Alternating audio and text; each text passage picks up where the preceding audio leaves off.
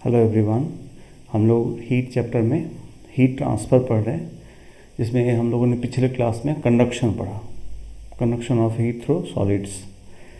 और हम लोगों ने फॉर्मूला डिराइव किया था heat flowing per unit time का, इक्वल टू आया था कितना, K A delta T upon L, जहाँ एल रॉड का लेंथ था, ए या क्रॉस सेक्शन था, के थर्मल कंडक्टिविटी था और डेल्टा टी टेम्परेचर डिफरेंस था।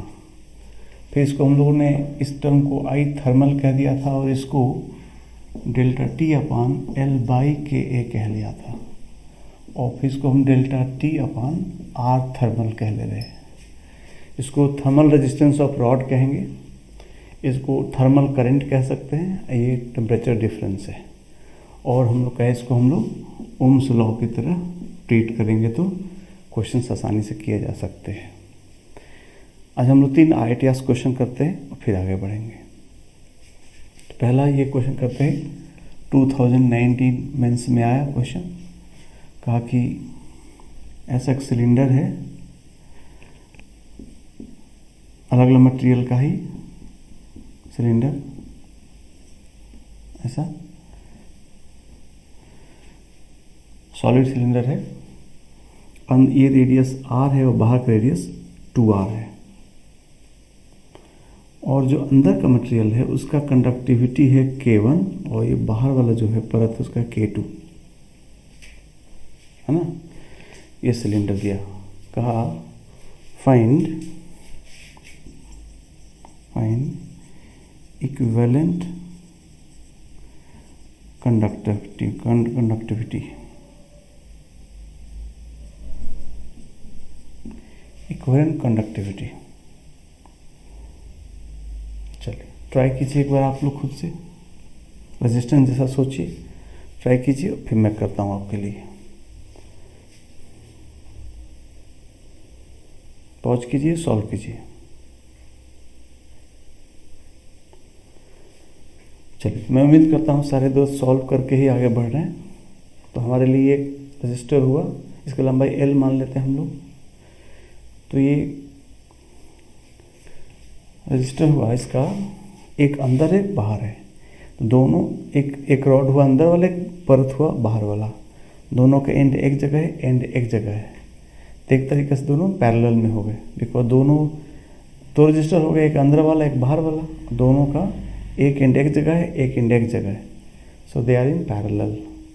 सो हम इनको इक्विवेलेंट रेजिस्टेंस निकालते हैं। तो अंदर वाले का जो रेजिस्टेंस होगा R1 वो कितना हो जाएगा, तो L अपान K1 इंटू ए, ये मतलब पाई आर स्क्वायर, और जो बाहर वाला हो गया उसका हो गया L अपान K2 इंटू वो ये बाहर का एरिया। तो बाहर का एरिया कितना हो जाएगा, pi into 2r square minus pi into R square, ये वाला क्रॉस सेक्शन, दैट इज ये हमारा हो जाएगा L upon 3K2 pi R square. ये R1 R2 हो गए, ये दोनों पैरेलल में है। तो पैरेलल में रेजिस्टेंस R इक्विवेलेंट कितना हो जाएगा, R1 R2 upon R1 plus R2, that is L अपान, अब मैं इसको ज़रा शॉर्टकट लिखना चाहता हूँ, चलिए नहीं लिखते, आपके साथ करते हैं, K1 pi R square into L upon 3K2 pi R square upon L upon K1 pi R square plus L upon 3K2 pi R square. ठीक, अब L upon pi R square कटा दिया, ठीक है सर। तो ये कितना हो जाएगा, ऊपर वाला हो जाएगा अपना L upon 3K1 K2 pi R square, ऊपर वाला हो गया, और नीचे वाला हो जाएगा, ऊपर चले जाएगा, ये मल्टीप्लाई हो जाएगा, कितना 3K1 K2 अपान 3K2 प्लस K1, ठीक है। तो ये 3k1 k2 कटा देते हैं यहाँ से, तो एक तरीके से हो गया L/πr² 3k2 + k1। तो ये इक्विवेलेंट रेजिस्टेंस आ गया। अब इक्विवेलेंट रेजिस्टेंस नहीं, इक्विवेलेंट कंडक्टिविटी निकालना है। तो इक्विवेलेंट कंडक्टिविटी का मतलब इस सिलेंडर की जगह एक सिलेंडर हो जो देखने में ऐसा ही हो, लेकिन उसकी एक थर्मल कंडक्टिविटी हो, k1 k2 ना एक हो। यानी एक ऐसा सिलेंडर होना चाहिए इसका लेंथ L हो और एरिया π×2r² हो और उसका कंडक्टिविटी K हो, तो उसका रेजिस्टेंस इसके बराबर हो जाए तो वो इक्विवेलेंट कहलाएगा। तो जो आया उसका क्या होना चाहिए, इक्विवेलेंट क्या होना चाहिए, L/K। उसका K इक्विवेलेंट कह लेते हैं इसको हम, K×πr², π×2r² यानी 4r²। ये दोनों सेम होने चाहिए। तो इक्वेट कर दिया जाए, L/πr² 3k2 + k1। तो L/πr² कैंसिल हो जाएगा और K इक्विवेलेंट हम यहाँ से निकाल लेंगे। तो कितना आ जाएगा, K इक्विवेलेंट इक्वल हो जाएगा, इधर चले जाएगा 3k2 + k1/4। ठीक है।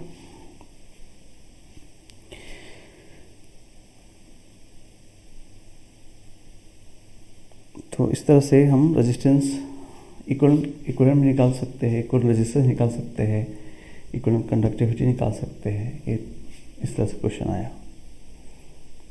चलिए और क्वेश्चन करते हैं। नेक्स्ट क्वेश्चन है AIT एडवांस का क्वेश्चन है कि 3 रॉड है, ये आइसोसेलेस होगा तो L√2 हो जाएगा ये, और ये A है, ये B है और ये C है। तीनों एक ही मटेरियल का बना हुआ, ये ध्यान रहे। लिखिए जरा इसका क्वेश्चन नीचे लिखिए कि if the end A and B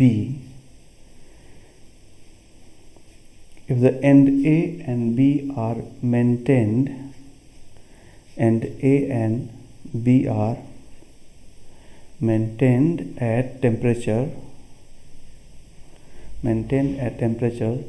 T and √3T, T and √2T, A and B are maintained at temperatures T and √2T, and if temperature of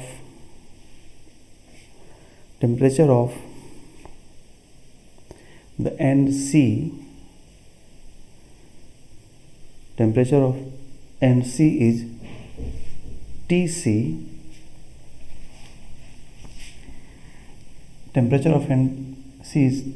then find TC/T। ये क्वेश्चन IIT में आया हुआ है। इसको T पे maintain किया गया है, ये √2T पे। तो फाइंड TC/T। करिए सर, आपने से खुद से ट्राई कीजिए सब लोग।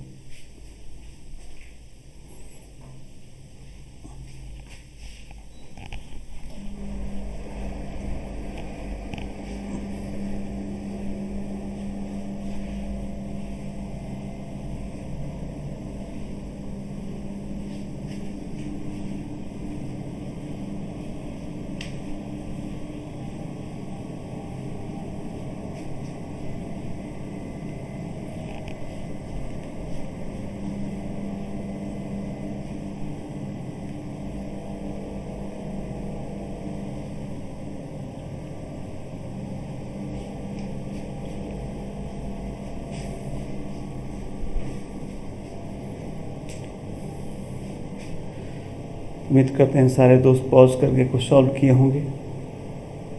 हाँ, चलिए तो मैं आपके लिए सॉल्व करता हूँ। आप ज़रूर सॉल्व किए होंगे, तभी हम लोग आगे बढ़ रहे हैं। जो बात लिखा है देखिए, यहाँ √2t है, यहाँ t है, तो इधर तक करंट बहेगा, समझ में आता है। अब ये समझना है कि करंट, अगला जो करंट है ऐसे लौट के इधर से आएगा कि ऐसे लौट के ऐसे जाएगा। बी और सी में करंट किधर बहेगा ये सोचना है। ऐसे करंट जाके ऐसे जाएगा कि ऐसे जाके ऐसे आएगा। इधर से तो जाएगा, ये हाई से लो तो बहेगा, तो क्या यही ऐसे बह के इधर से लौट के आएगा, या इधर से बह के ऐसे जाएगा? ये सोचने का विषय है, और यही इस क्वेश्चन का मेन अट्रैक्शन है। बाकी तो आप समझ ही रहे हैं कि इसका रेजिस्टेंस अगर R है तो इसका R होगा, इसका √2R होगा, ये तो समझ ही रहे हैं। इसी के लिए वहाँ पे लफ्ज़ लिखा हुआ है A and B are maintained at temperature T and √2T। यही उस क्लू है।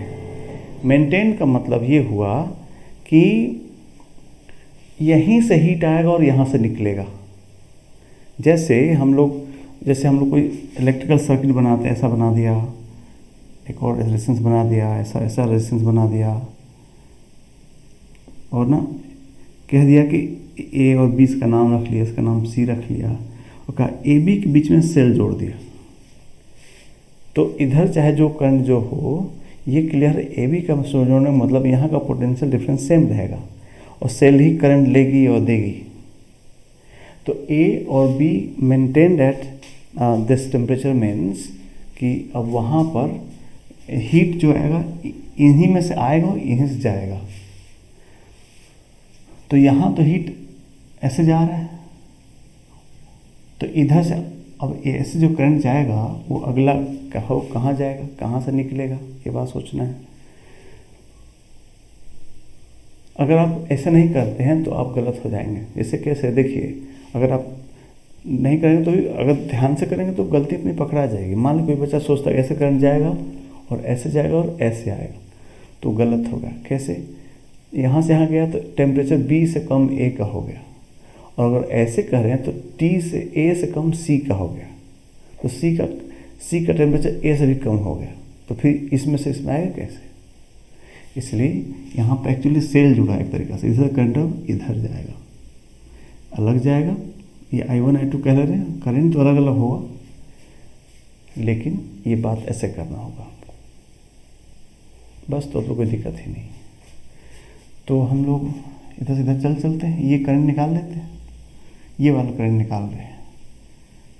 तो ये जो I2 है, I2 कितना हो गया सर? पोटेंशियल डिफरेंस मतलब इन दोनों के बीच में तो हो गया √2 - 1T अपान ये रेजिस्टेंस कितना हो जाएगा? R + R√2। I2 निकल गया। इससे हम C निकाल सकते हैं, टेम्परेचर C का। तो ये क्या लिख सकते हैं हम? √2T - TC, ये पोटेंशियल डिफरेंस ये वाला, अपान ये रेजिस्टेंस R इक्वल टू यही I √2 - 1T अपान √2 + 1R, है ना। तो यहाँ से हमको TC/T निकालना है। तो एक साइड कर लिया जाए तो हो जाएगा √2T, इसको इधर ले आया जाए, इसको इधर ले आया जाए, तो √2 - 1 upon √2 + 1T is equal to TC। TC उधर लगे, इधर ले आए, इसको रेशनलाइज कर लिया जाए, इसको कितना हो जाएगा? ये √2T माइनस, इसमें √2T - 1 का ऊपर नीचे मल्टीप्लाई कर दिया जाए, नीचे हो जाएगा √2 का स्क्वायर -1 का स्क्वायर, यानी 2 - 1 1 हो जाएगा। ये तो हो जाएगा माइनस कितना? √2 - 1 का square T is equal to TC। ठीक है, तो वाला कितना हो गया? पूरा ओपन कर लो, तो √2T माइनस ये हो जाएगा कितना? 2 + 1 - 2 √2T equal to TC. Finally कितना हो जाएगा, ये देखिए ये माइनस माइनस प्लस हो जाएगा, तो 3√2 ये हो जाएगा, और ये भी -3 हो जाएगा, T = TC.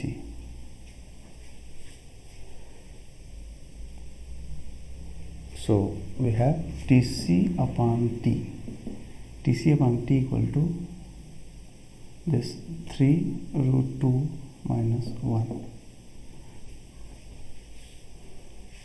ठीक है.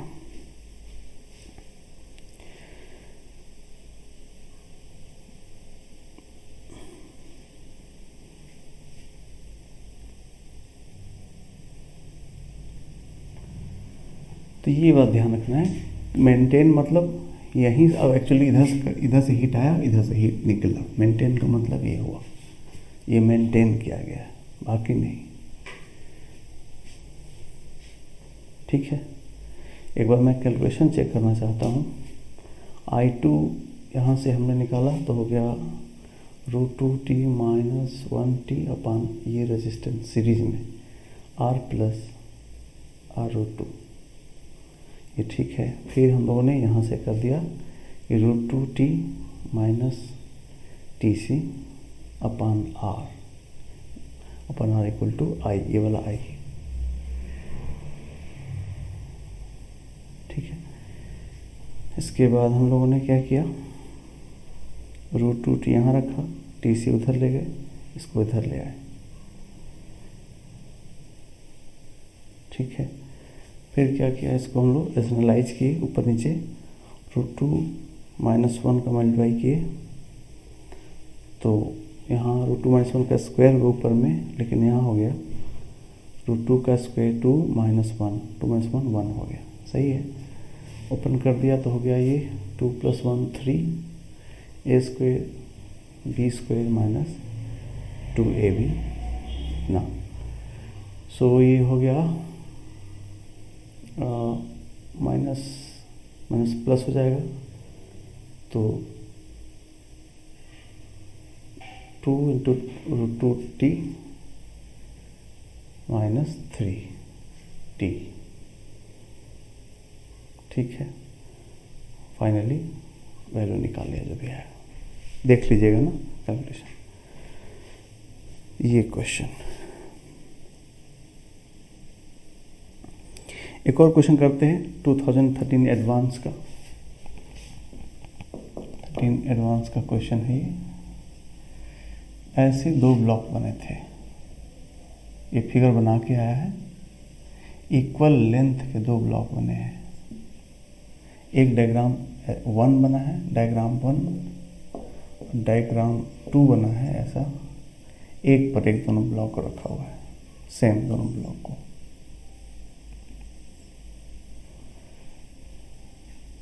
ठीक है. और सब एरिया लेंथ सब सेम है, बस इनका कंडक्टिविटी अलग अलग है. इसका K है, इसका 2K है. K और 2K पहले ऐसे रखा, फिर ऐसे रखा. ठीक है. बनाइए, क्वेश्चन लिखिए.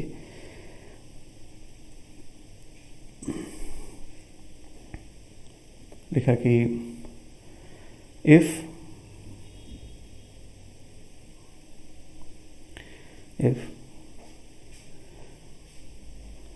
certain amount of heat takes time t1, नहीं 9 सेकेंड, वैल्यू दिया था, takes time 9 second to pass through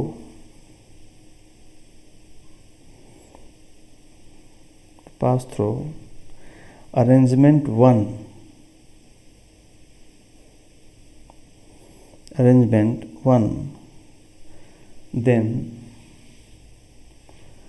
how much time will it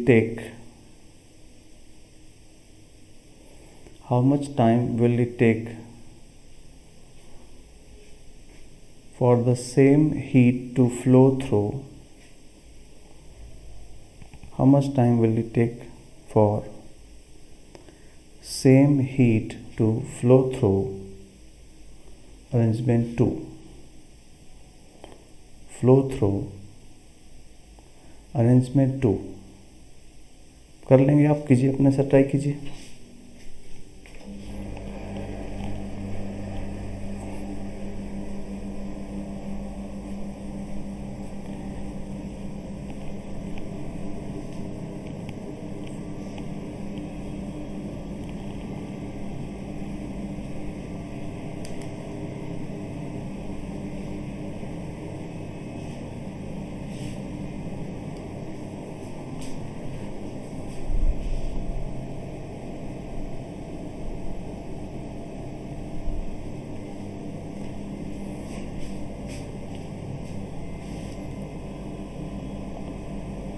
pause कीजिए, सॉल्व कीजिए सब लोग।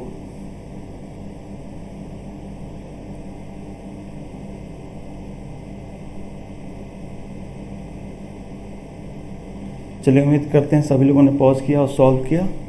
हम लोग करते हैं। रेजिस्टेंस ने कहा इस सीरीज है और ये पैरेलल है, बस इतना ही कहे तो इसका रेजिस्टेंस क्या होगा, L/Ka। इसका होगा L/2Ka। बालक अगर इसका रेजिस्टेंस को R माने तो ये रेजिस्टेंस हो जाएगा 2R, नहीं तो ये R 2R मान लिए, R की वैल्यू ये वाली। तो इस केस में रेजिस्टेंस कितना हुआ, R 2R का सीरीज हो गया, R इक्विवेलेंट हो गया यहाँ पर 3R, और यहाँ पर R इक्विवेलेंट कितना हो गया, R × 2R/R + 2R, that is 2R/3।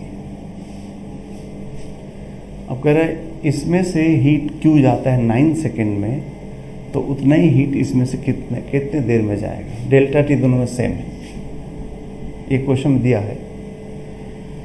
तो बोलिए यहाँ का जो क्यू है अपान 9 सेकेंड लगाया इक्वल टू डेल्टा टी अपान 3R। अब सेम क्यू आपको जाना है, सेम क्यू जाना है, टाइम टी में जाएगा मान लेते हैं, पैरेलल है तो तब delta T equal to resistance हो जाएगा 2R/3। यहाँ से हमको टी निकालना है, बस डिवाइड कर देंगे तो वाला हो जाएगा T/9। इसमें डिवाइड कर दिया, T/9 इज इक्वल टू कितना हो गया, ये हो गया कितना, डेल्टा टी कट जाएगा ऐसा, तो ऊपर हो जाएगा 2R, नीचे होगा 9R।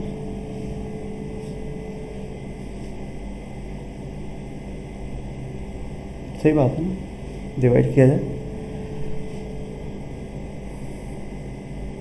सो यहाँ से t कितना हो गया, t इज 2 सेकेंड्स।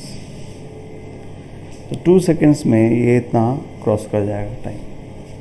तो सीरीज पैरेलल का देख रहे हैं आप, ओम्स लॉ जैसा डिस्कस करना है, कुछ नया नहीं, उस तरह की कुछ नया से अगर आप बढ़िया से कन्वर्ट कर पाए उसको, अगर करंट के क्वेश्चन में जहाँ पर रेजिस्टेंस ओम्स लॉ लगा सकते हैं तो ये क्वेश्चन बहुत इजी होते हैं। सब एडवांस और मेंस का क्वेश्चन हमने आपके लिए सॉल्व किया। इसलिए कंक्लूड करते हैं हम लोग कि कंडक्शन के केस में आपको बस ये ध्यान देना है कि जो क्वेश्चन है उसको हम कैसे रेजिस्टेंस और ओम्स लॉ को फॉलो करा के करंट निकालें, है ना, फिर आप आसानी से कोई क्वेश्चन कर सकते हैं। एक लास्ट क्वेश्चन करेंगे हम लोग, ये क्वेश्चन की जो बात हो रही थी कि अगर एक रॉड है, मान लीजिए ये रॉड है, इसका लेंथ L है, क्रॉस सेक्शन एरिया A है, मास M है, स्पेसिफिक हीट S है, इसका स्पेसिफिक हीट S है, और ये एंड पर इधर टेम्परेचर मान लीजिए 100 डिग्री सेंटीग्रेड, T मान लेते हैं, कोई जनरल कर लेते हैं, T 100 हो जाएगा, T डिग्री सेंटीग्रेड यहाँ पे हो गया, और यहाँ पर 0 डिग्री सेंटीग्रेड मेंटेन कर दिया गया बाहर, और बाहर से थर्मली इंसुलेटेड है, इसमें से कोई हीट बाहर आ नहीं जा रही, तो यहाँ से हीट बह के निकलेगी, रेजिस्टेंस हो जाएगा, थर्मल कंडक्टिविटी K होगा। तो आप आई निकाल ही सकते हैं, कितना आई बह रहा है, टेम्परेचर डिफरेंस T हो गया, रेजिस्टेंस L/K हो गया, आप निकाल सकते हैं। तो इसका, लेकिन आज हम लोग दूसरा क्वेश्चन बात कर रहे हैं, हम लोग करंट नहीं निकाल रहे हैं। मतलब बताया गया था कि वो जो बच्चों वाला कहानी सुनाए कि पहले बड़ा बच्चा अपना पॉकेट भरेगा, फिर अगले को देगा, फिर अगले को देगा, और जो पूरा हमारा ये जो मीडियम है सेचुरेट हो जाएगा, तब जाके वो हम फॉर्मूला लगाएंगे जो हम लोग लिखे हैं ओम्स लॉ जैसा। बट ये अचीव करने के लिए ये रॉड गर्म होगा, बल्कि रॉड गर्म होगा तो वो भी तो एनर्जी एब्जॉर्ब करेगा, बात हुआ ही है नहीं। तो क्वेश्चन कहता है कि मानिए ये पूरा जो रॉड था इनिशियली 0 डिग्री सेंटीग्रेड पे था, तो जब सेचुरेशन हो गया तो ये T हो जाएगा और ये 0 रह जाएगा, तो अलग अलग जगह पर अलग अलग टेम्परेचर हो जाएगा इसका। तो कहता बताइए सेचुरेट होने के लिए ये रॉड कितना एनर्जी एब्जॉर्ब कर गया। बढ़िया क्वेश्चन होगा, ये कॉन्सेप्ट है कि हाँ कि कितना एनर्जी एब्जॉर्ब होने के बाद वो सेचुरेट हुआ। लिखा जाए क्वेश्चन, लिखा जाए कि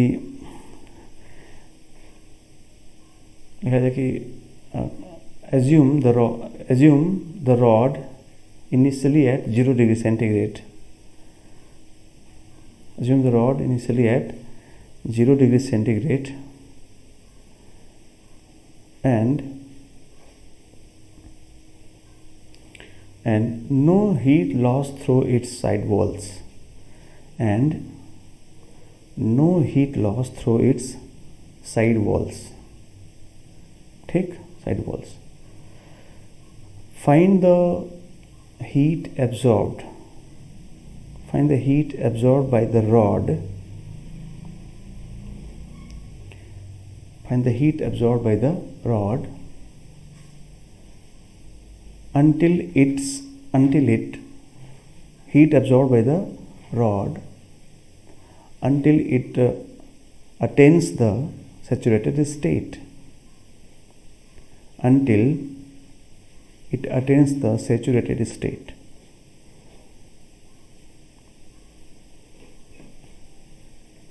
ठीक है, एक कोशिश कीजिए आप, फिर हम करते हैं आपके लिए। अपने से एक बार ट्राई कीजिए।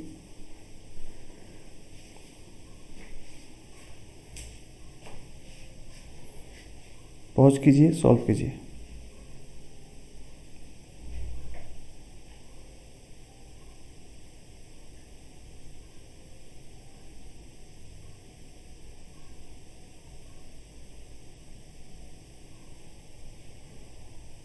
चलिए, उम्मीद करते हैं सब लोग सॉल्व किए होंगे, फिर हम आपके लिए आगे बढ़ते हैं। यहाँ पे समस्या किस बात की है, वैसे तो ms डेल्टा T आंसर हो जाएगा, लेकिन जो टेम्परेचर है वो इसका वेरिएबल है। यहाँ 0 है, अलग अलग जगह अलग अलग होगा, हर जगह अलग अलग टेम्परेचर होगा। तो अलग, इसलिए हर टुकड़े में अलग अलग एनर्जी एब्जॉर्ब, ये सब फर्स्ट हाफ ज़्यादा एनर्जी एब्जॉर्ब करेगा सेकेंड हाफ से, इसलिए हम लोग को टेम्परेचर निकालना होगा जनरल कहीं पर। चलिए, तो हम कहीं से निकालते हैं। मान लेते हैं कि यहाँ से x चले, x यहाँ से, और एक इसका एक टुकड़ा लिए ये वाला dx का, देखते हैं ये कितना एब्जॉर्ब किया, और इस dx के द्वारा जितना एब्जॉर्ब होगा उसको हम पूरा यहाँ से इंटीग्रेट कर देंगे, तो हम टोटल हीट एब्जॉर्ब निकाल सकते हैं। तो ये कितना था, पहले इसका हमको टेम्परेचर निकालना होगा, इसका टेम्परेचर कितना होगा। तो अब यूनिफॉर्म है तो जानते हैं लीनियरली बढ़ेगा टेम्परेचर, टेम्परेचर यहाँ से 0 से बढ़ा होगा, है ना।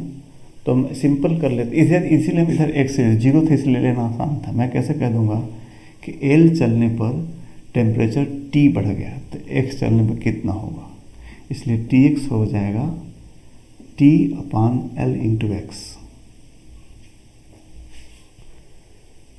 आप इधर से भी कर सकते थे, इधर से x लेते तो T माइनस कितना लॉस ऐसा लिखते, तो 0 था तो पहले लिखना आसान हो गया कि L चलते तो टेम्परेचर T बढ़ जाता था, x में कितना बढ़ जाएगा, तो पर लेंथ इंटू x कर लिया, ये यहाँ का 0 में बढ़ गया तो ये इतना हो गया।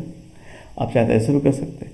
आप चाहें तो करंट निकाल के कर सकते हैं, आई से भी निकाल सकते हैं। कैसे? जैसे हम तो ऐसा करेंगे, जैसे एक कर देता कि आपको आसान कुछ सोचो कि ऐसा कैसे नया मेथड सर लगा दिए। सर नहीं लगाए, लीनियर था इसलिए उसका फ़ायदा उठाए। मतलब करंट से कर सकते थे, करंट निकालते इनटू इसका डिफरेंस, तो करंट हो जाता हमारा कितना, T/L/Ka, ये करंट हो जाता टोटल। तो करंट हो गया इनटू इसका रेजिस्टेंस V, डेल्टा, यहाँ का डेल्टा V, तो I इंटू इसका R, X लेंथ का कितना होगा, X/K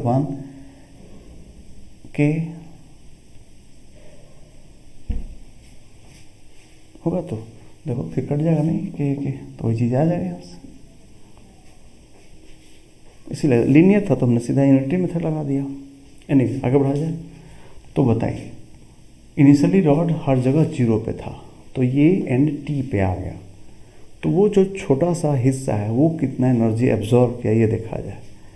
सो dq उसका एब्जॉर्ब हुआ, dm होगा, dm छोटा सा मास होगा, s into Tx - 0 delta T, और dm कितना हो जाएगा बालक, m/L इंटू x। ये कैसे? यूनिफॉर्म बताया, रॉड यूनिफॉर्म है, तो L लेंथ का मास m दिया है आपको, तो x dx लेंथ का मास इतना into s into Tx, Tx is T/L into x, ये dx है इतना। सो ये कितना हो गया, mS/T/L² dx, ये अपना dq हो गया। सो टोटल हीट एब्जॉर्ब हो गया integration of mS/T/L² x dx 0 से L तक, दैट इज mS/T/L² ये जाएगा L²/2 इंटीग्रेशन इसका, x dx का x²/2 L²/2। तो फाइनली आंसर हो गया mS/T/L² है 2, इतना हीट एब्जॉर्ब करेगा। तो जो हीट हम देंगे उसमें से इतना एब्जॉर्ब होगा पहले, अब फिर वो जो उसके बाद जो हीट भेजेंगे वो उस एंड को मिलना चालू होगा।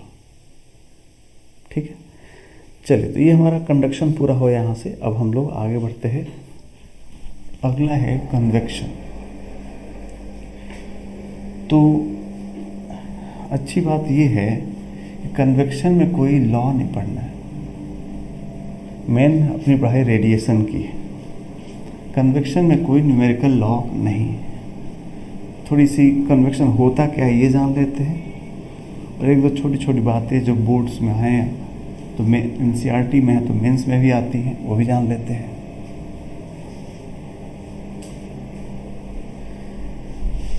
कन्वेक्शन,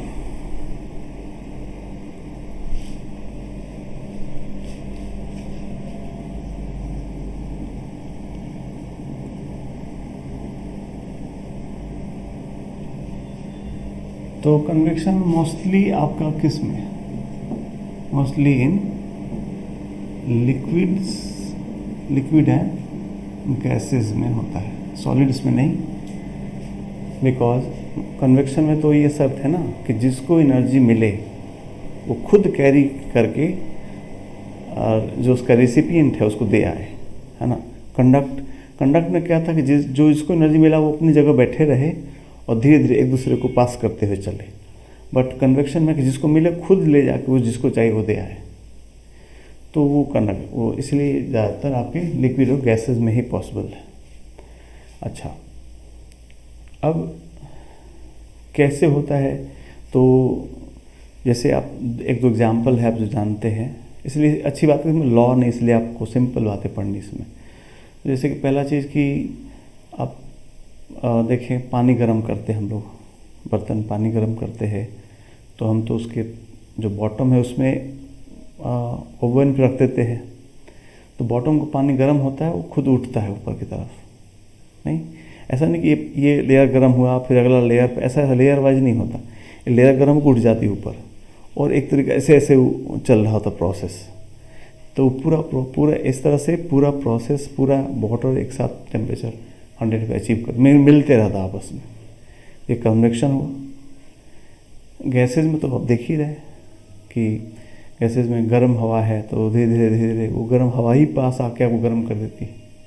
ब्लोअर्स यूज करते हैं, एसी यूज करते हैं।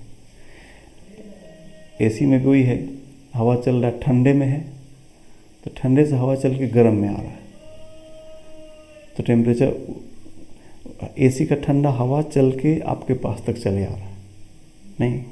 सो यहाँ पर जो जिसको जो टेम्परेचर मिला, जो एनर्जी मिला, वही चल के दूसरों को पहुँचा जाता है। तो ये कन्वेक्शन हुआ। तो इसमें कुछ ऐसा अलग लॉ नहीं है, इसमें बस ये है कि इसमें कुछ टाइप्स दो एनसीईआरटी में वो देख लेते हैं। टाइप्स है, पहला कि फोर्स्ड कन्वेक्शन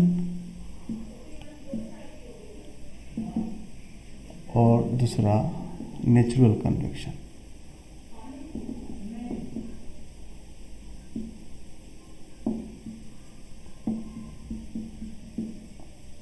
नेचुरल कन्वेक्शन और फोर्स्ड कन्वेक्शन।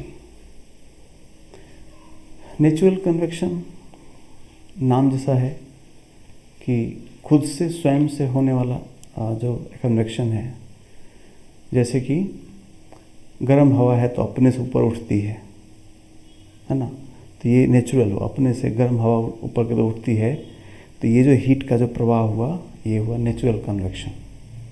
अब फोर्स का मतलब उल्टा, यहाँ गर्म हवा ठंडे की तरफ जा रही है, वहाँ क्या ठंडा हवा गर्म की तरफ आती है।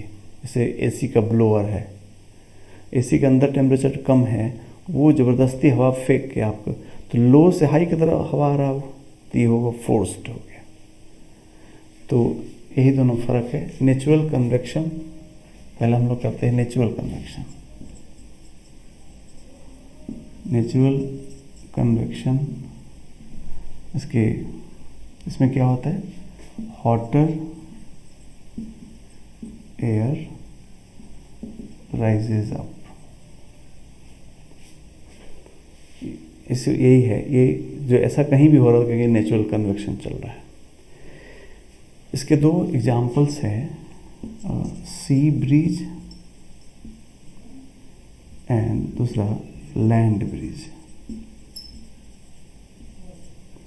सी ब्रीज, लैंड ब्रीज, ये क्या है? जैसे ये मान लीजिए समुद्र हो गया और किनारे पर ये इधर रेत है, बीच पड़ा हुआ है, ऐसा इधर रेत पड़ा हुआ है, समुद्र किनारे पर ये बीच हो गया। तो ये वाटर है। तो होता क्या है कि दिन में अलग ढंग से होता है, रात का अलग ढंग से सारा प्रोसेस होता है। दिन में क्या होगा, जब सन होगा तो पानी, आप जानते हैं पानी का एस बहुत हाई होता है, स्पेसिफिक हीट। पानी ना जल्दी गर्म होता है ना जल्दी ठंडा होता है। लेकिन जो रेत होती है वो जल्दी गर्म होती है, जल्दी ठंडा भी हो जाती है। दिन में क्या होगा, ये खूब गर्म हो जाता है रेत, और पानी उतना ज़्यादा गर्म नहीं होता। तो क्या होगा कि यहाँ का हवा उठना चालू करेगा, यहाँ का हवा ऊपर की तरफ उठना चालू करेगा, बिकॉज पानी की तुलना में रेत ज़्यादा गर्म है, तो यहाँ का हवा उठना चालू होगा। लेकिन यहाँ तो ठंडा है, तो यहाँ का हवा उठेगा तो यहाँ तो वैक्यूम क्रिएट हो जाएगा। तो इसको भरने के लिए इधर से हवा आती है, किधर से, सी की तरफ से हवा आती है, बिकॉज यहाँ तो खाली हो गया। और फिर जो ही हवा ऊपर जाती है, फिर ऊपर टेम्परेचर कम होता, जानते हैं प्रेशर कम होने की वजह से टेम्परेचर कम होता है, फिर ये जाके ऐसे ये साइकिल को पूरा कर लेती है। तो दिन में अगर हम समुद्र किनारे बीच पे बैठे हैं तो लगता है कि समुद्र से हवा आ रहा है धीरे धीरे, ब्रिज मतलब हल्का हल्का हवा आ रहा है, बट ये कहीं समुद्र से हवा नहीं चल रहा होता, बस किनारे पे लगेगा, इस साइकिल ऐसा बन जाता है। तो ऐसे ये जो चीज़ है, इस हवा को, इसी को बोलते हैं हम लोग सी ब्रीज। और ये डे टाइम में होगा, है ना, सन होगा तो ऐसा होगा। उल्टा रात में क्या होगा, रात में फिर वही बात होगा कि जो आपका रेत है वो जल्दी से ठंडा हो जाएगा, पानी जल्दी ठंडा नहीं होगा, है ना। तो अब यहाँ टेम्परेचर बहुत कम हो गया है एक तरीक़ा से समझाने के लिए। यहाँ पे हमने मून लिख दिया है, रात हो गई। तो अब यहाँ का टेम्परेचर क्या हो, कम हो गया, बहुत कम हो गया, पानी का खास कम नहीं हुआ। तो क्या होगा, अब यहाँ इसके कंपैरिजन में यहाँ का हवा उठना चालू हो जाएगा ऊपर की तरफ, बिकॉज ये पानी गर्म है, ये बहुत ठंडा हो गया, पानी इधर गर्म है। फिर ये उठेगा तो ऐसे हवा जाना चालू करेगा और फिर ये साइकिल को फिर पूरा कर लेगा। तो अभी हवा लैंड की तरफ से आती है, इसलिए इस हवा को बोलते हैं लैंड ब्रिज। तो दिन में सी ब्रिज चलता है, रात में लैंड ब्रिज चलता है। ये दो बातें जानना है, नेचुरल कन्वेक्शन, दो बातें जानना है। फोर्स्ड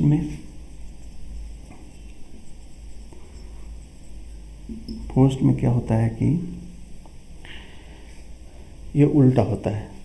जैसे कि यहाँ गर्म हवा ऊपर उठ रही है, वहाँ ज़बरदस्ती किया जाए, फ़ैन लगा दिया जाए, एग्जॉस्ट डाल दिया जाए, तो वहाँ पर यूज होते हैं। जैसे कि हम ब्लोअर्स चलाते हैं ना, ब्लोअर्स चलाते हैं, एसी के जो एग्जॉस्ट हैं वो हैं, रेडिएटर जितने हैं, रेडिएटर गाड़ियों में होते हैं ना ठंडा करने के लिए। तो गर्म हुआ तो उस पर हवा चला देता है कि हवा लेकर उसको बाहर चली जाए। तो जहाँ पर हवा रिवर्स फोर्स किया जाए चलने के लिए, जैसे ब्लोअर, आपने इलेक्ट्रिक ब्लोअर लगाया तो गर्म हवा, तो उसके अंदर क्या होता है, कोयल होती है जो उसको गर्म करती है हवा को। तो गर्म हवा को उठ जाना चाहिए था, बट आप ज़बरदस्ती फैन चला के इधर भेज देते हैं जिधर उसको नहीं जाना चाहिए था। तो ये हुआ एग्जाम्पल ऑफ क्या, फोर्स्ड कन्वेक्शन। बस तो नाम जानना है, बस यही बात है ना। और हम कन्वेक्शन की सहायता से चीज़ें ठंडा गर्म दोनों होती हैं। किसी को गर्म करना तो ब्लोअर से हम लोग गर्म कर देते हैं, गर्म हवा से उसको गर्म कर देते हैं, ठंडा भी करते हैं, है ना। जैसे कि कोई गर्म प्याला चाय को हम लोग अगर हम प्याले में रख दे तो जल्दी ठंडा होता है। एक तो उसमें से रेडिएशन होता है, तो अभी पढ़ने जा रहे हैं रेडिएशन, पर सरफेस ज़्यादा होने से वहाँ पर जो एयर मॉलिक्यूल ठंडा है, और हम फूंक देंगे तो क्या होगा, वो उसके साथ वहाँ का मॉलिक्यूल, हवा अपना मॉलिक्यूल लेके चले गया, तो वहाँ हटते रहता है और वहाँ पर फिर से कंडेंसेशन, इवापोरेशन होते रहता है, वो ठंडा हो जाता है ना। तो ये ब्लोअर, फैन, सब कुछ एक तरीक़ा से ही ठंडा करने का ही उपाय है सब कुछ। ठंडा फैन चलो, फैन से ठंडा तो नहीं होता, बट जैसे अभी ऊपर फैन लगा है तो हमारे सरफेस पर जो एयर मॉलिक्यूल्स है इससे सैचुरेट हो चुका है, बट अगर हम इसको हटा देंगे तो फिर से यहाँ से प्रेस जो वाटर ड्रॉपलेट्स वो फिर से क्या करेंगे, इवापोरेट करेंगे, बिकॉज यहाँ हवा हट जाएगी तो यहाँ सैचुरेशन कम हो जाएगा वाटर मॉलिक्यूल्स का, तो फिर इससे इवापोरेट होगा ये सरफेस।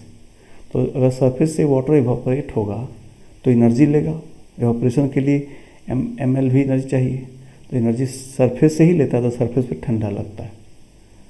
हालांकि ये इससे ये फोर्सिंग की बात कर रहे हैं, ये कन्वेक्शन के बाद, ये इवापोरेशन कन्वेक्शन नहीं है, बट जो फोर्स करने की बात है वो यही चीज़ है, ठीक है। तो बस इतनी जानना है, इस और कुछ कन्वेक्शन में कोई लॉ नहीं है, कुछ नहीं है। मेन पढ़ाई हमारी रेडिएशन की, जिसमें लॉज है। तो हम लोग मेन अपना पढ़ाई स्टार्ट करने जा रहे हैं, रेडिएशन, थर्मल रेडिएशन।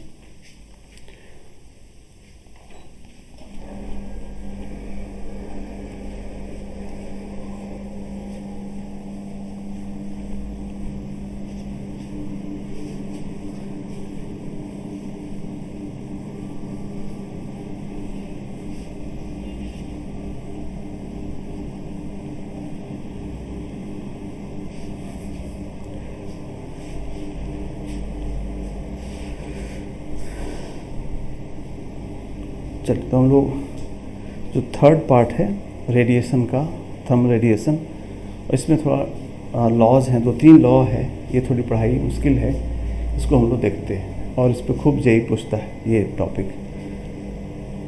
चलिए, तो हम पढ़ते हैं थर्मल रेडिएशन। थर्मल रेडिएशन, बात हुआ था आपसे कि ऐसा मीडियम है, फास्टेस्ट है मीडियम हीट चलने का, सरफेस से एनर्जी निकलता है और बिना किसी मीडियम की सहायता के चले जाता है। तो कैसे चलता है, कितना चलता है, अमाउंट कितना होगा, इस सब कुछ पढ़ाई हम लोग के सिलेबस में है, वो सब कुछ पढ़ने जा रहे हैं। पहले तो हम लोग जानेंगे थर्मल रेडिएशन निकलता कैसे है और चलता कैसे है, तब पता चले कितना चलता है। चलिए समझिए, ऐसा थर्मल रेडिएशन जैसा लाइट है ना, तो लाइट एक विजिबल रेंज है आपका 4000 से 7000 एंगस्ट्रॉम। तो जैसे लाइट है वैसे ये भी है, थर्मल रेडिएशन भी है। इसकी फ्रिक्वेंसी कम है, वेवलेंथ ज़्यादा है। ज़्यादातर जो इंफ्रारेड रेंज है, रेड से भी कम एनर्जी वाला या ज़्यादा वेवलेंथ वाला इंफ्रारेड रेंज है, वही मेजॉरिटी आपका थर्मल रेडिएशन कंप्राइज करता है। तो कहने का मतलब क्या, जैसा लाइट है वैसा ये है। मतलब कोई पूछे कि थर्मल रेडिएशन कौन निकालता है, कहाँ से निकलता है, तो जहाँ से लाइट निकलता है। एक्चुअली ईएम वेव हुआ। हम अगर यहाँ लिख दे कि thermal radiation is a electromagnetic wave, अगर हमने ये लिख दिया तो 10 बातें आप पहले जान गए। अगर हमने कह दिया कि thermal radiation is electromagnetic wave, तब कई जानकारी तो खुद ही जान गए आप। जैसे क्या, इसका स्पीड बताओ, सी, जो लाइट का स्पीड है वैक्यूम में सी से चलेगा, और ये वेव है जिसमें इलेक्ट्रिक फील्ड मैग्नेटिक वाइब्रेट करता है, और इसका सोर्स एक्सेलरेटेड चार्ज। हर इलेक्ट्रोमैग्नेटिक वेव का जो सोर्स है वो एक्सेलरेटेड चार्ज है, इसका भी सोर्स एक्सेलरेटेड चार्ज होगा। तो कई जानकारी तो आप ऐसे ही जान गए, है कि नहीं। जब तक बॉडी के अंदर इंटरनल एनर्जी है, कोई ऐसा बॉडी है तो इसके अंदर जो एनर्जी है वो हमारी, उसका नाम हम रखें हम लोग इंटरनल एनर्जी। लेकिन जो ही सरफेस से ये एनर्जी निकली, ये रेडिएशन निकला, इट बिकम्स इलेक्ट्रोमैग्नेटिक वेव। अंदर जो हो, अंदर जैसे चले वो अपना देख लीजिए, बट सरफेस से ही निकलता है, सरफेस फिनोमेना, सरफेस से निकलता है। और एक बार सरफेस से एमिट हो गया, कितना एमिट होगा इसका हम लॉ पढ़ेंगे, बट एक बार जो इमिट हो गया तो आगे ऐसा समझिए कि लाइट है, स्पीड सी होगा, स्ट्रेट लाइन चलेगा, वो सब कुछ, वेवलेंथ होगा, फ्रिक्वेंसी होगा, सब कुछ होगा, है ना। तो एक एक करके पॉइंट वाइज लिखते चला जाए, इससे बहुत सारी जानकारी आपको है। तो हम लोग फर्स्ट पॉइंट लिखने जा रहे हैं, पहली बात लिखने जा रहे हैं। लिखा जाए कि any surface having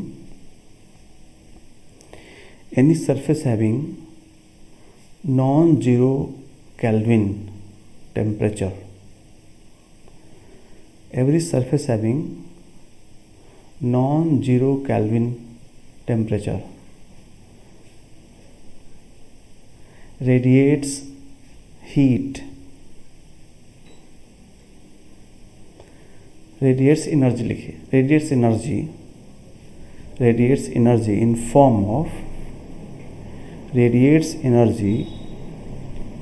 form of electromagnetic wave, electromagnetic wave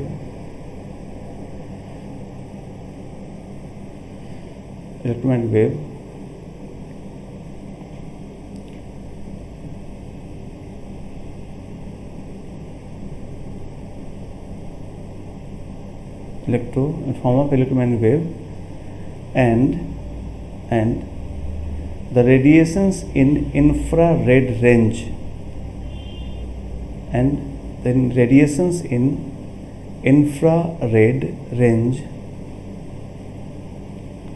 are termed as thermal radiation.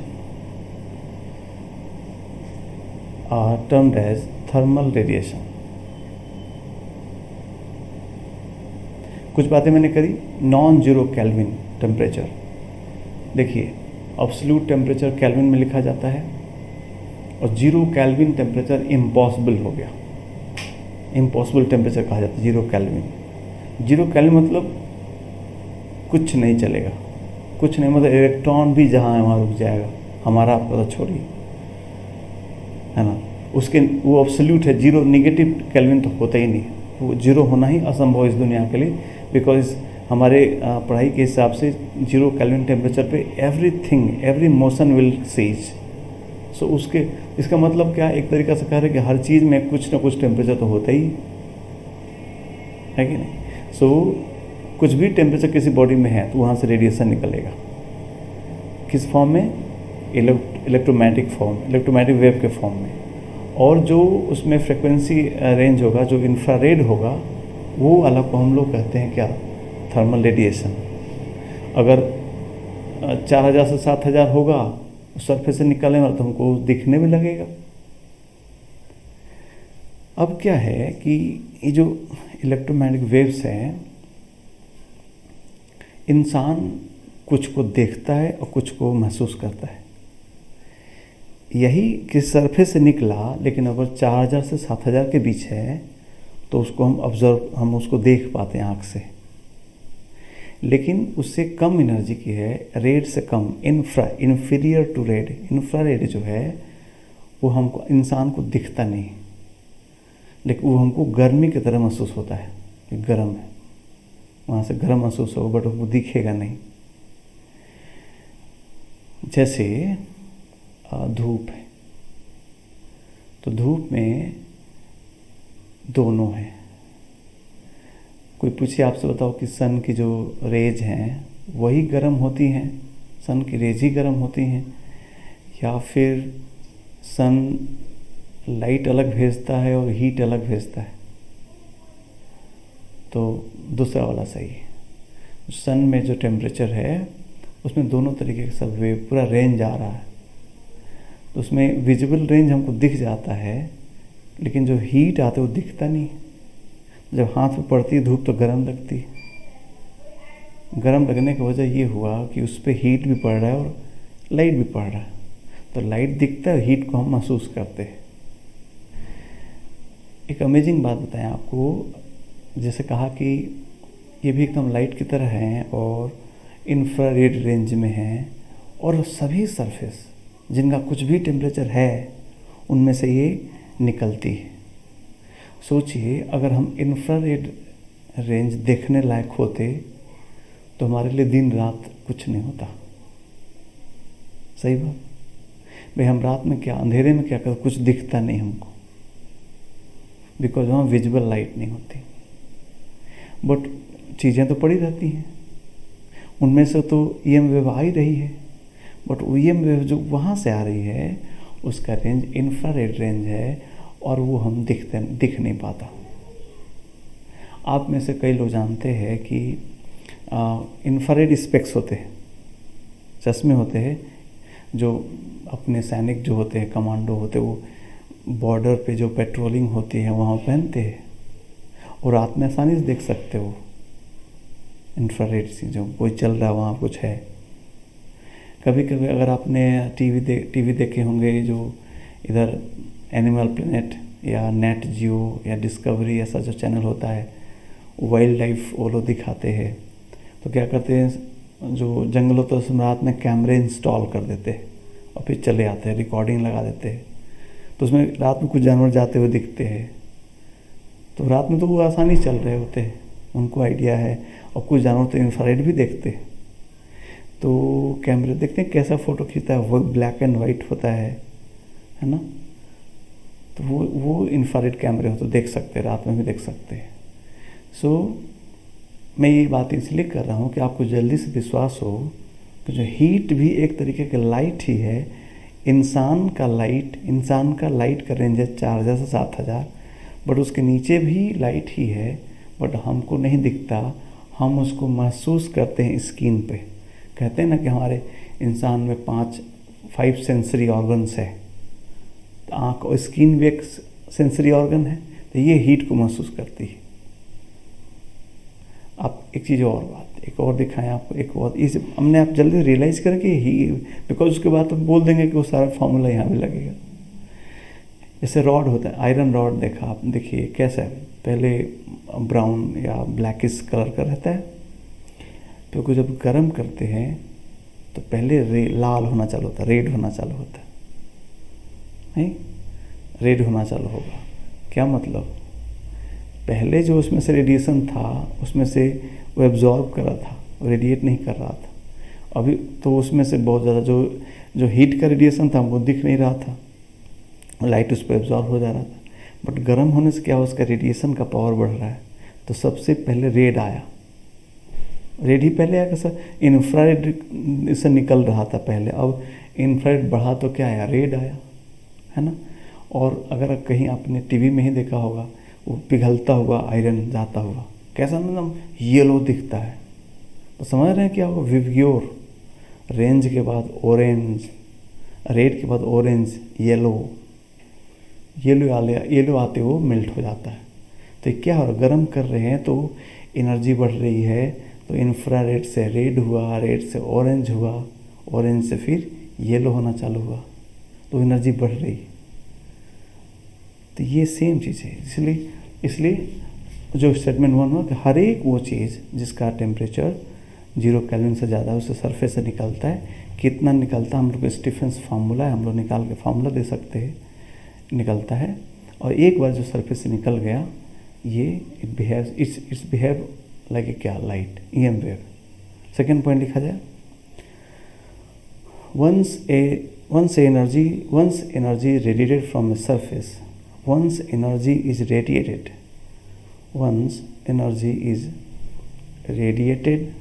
from a surface,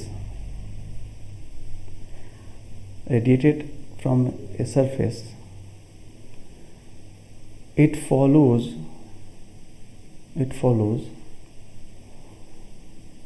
all the properties of light.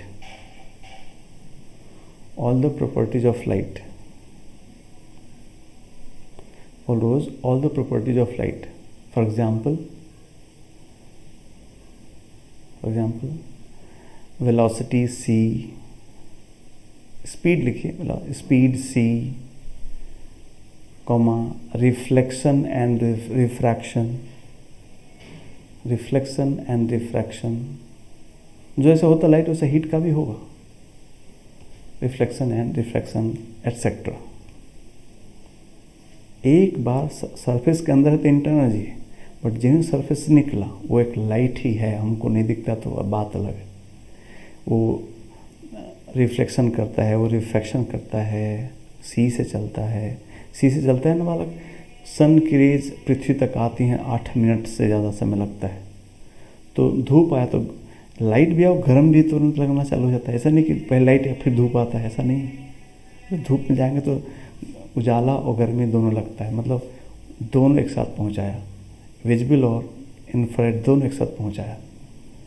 और रिफ्लेक्शन तो आप खुद जानते हो। रिफ्लेक्शन कभी आपने किया होगा या कर सकते हैं, धूप में आईना किसी अपने दोस्त के चेहरे पे चमकाई धूप, तो क्या होगा, धूप में चमकाएंगे तो वो उसको धूप अगर उसके चेहरे पड़ेगा तो वो धूप भी गर्म ही लगती है। रिफ्लेक्ट होने के बाद मतलब क्या हुआ, लाइट तो रिफ्लेक्ट हुआ है, हीट भी रिफ्लेक्ट हुआ, वो गर्म लगती है। रिफ्रैक्शन भी आपने किया होगा, उम्मीद करते हैं। जो वो स्कूल में जो मैग्नीफाइंग ग्लास होता था, तो ऐसा धूप में रख के कागज़ जला सकते थे हम लोग, कागज़ जल जाता था। और इस ट्यूब लाइट के सामने या LEDs लगे हैं, इनके सामने दिन भर लेके बैठे रहिए, लाइट कभी नहीं जलेगा। बिकॉज जो ट्यूब्स हैं और जो LEDs हैं, इसमें इंफ्रारेड नहीं निकल, उसमें एग्जैक्ट विजिबल ही निकलता है ना। लेकिन जो सन है उसमें दोनों है। तो जो याद होगा आपको कि जब वो जो कागज़ जलता था तब जब एक पॉइंट बन जाता था, लाइट एक पॉइंट पे हो जाता, वो जलना चालू होता था। ये हो क्या रहा है, ये एक सिंपल, ये एकदम सीधा आपके सामने एग्जांपल है कि हाँ पॉइंट मतलब क्या है, पैरेलल रे जाके पॉइंट मिली, यानी जो लेंस और कागज़ के बीच की दूरी फोकल लेंथ हो गई, तो बालक उसी समय जलना भी चालू होता है। यानी हीट भी पूरे जो लेंस के ऊपर जो हीट था वो भी एकत्रित होकर एक जगह होकर एक पॉइंट पे आ गया और कागज़ को जला दिया। इसका मतलब जैसे लाइट रिफ्रैक्ट कर रही है लेंस के थ्रू, वैसे ही हीट भी रिफ्रैक्ट कर रही है। सो ये स्टेटमेंट सबसे बढ़िया है कि once heat is radiated from a surface it follows all the properties of क्या लाइट। ये दो मेन बातें मैंने आपको बता दिया। इसके बाद अब हम लोग बात करेंगे कि कितना रेडिएट होगा और सरफेस का क्या रोल होगा उसमें, ठीक है। तो हम लोग नेक्स्ट क्लास में इसके आगे पढ़ना चालू करेंगे। थर्मल रेडिएशन आज यहीं करते हैं, थोड़ी सी और थ्योरी है और फिर 3 लॉज हैं जो बताते हैं कितना हीट रेडिएट होता है। नेक्स्ट क्लास में पढ़ेंगे। Okay, thank you.